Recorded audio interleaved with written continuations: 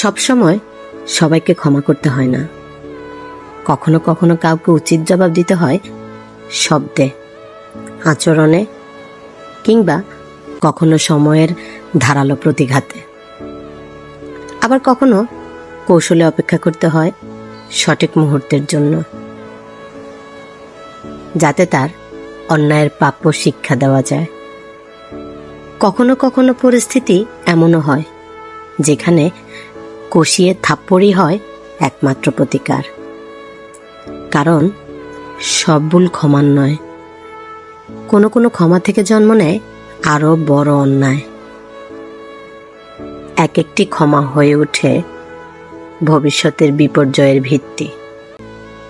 তাই ক্ষমা করুন কিন্তু বুঝে, জবাব দিন কিন্তু প্রজ্ঞায়। সব ফুলই সুন্দর হয়, কিন্তু তার কিছু কিছুতেই কাটা থাকে। আপনি যতটা কোমল, ঠিক ততটাই দৃঢ় হওয়া প্রয়োজন। মানুষ আপনার নম্রতা দেখে যেমন শ্রদ্ধা করবে, তেমনি আপনার দৃঢ়তা দেখেও যাতে সীমারেখা ভুলে না যায়।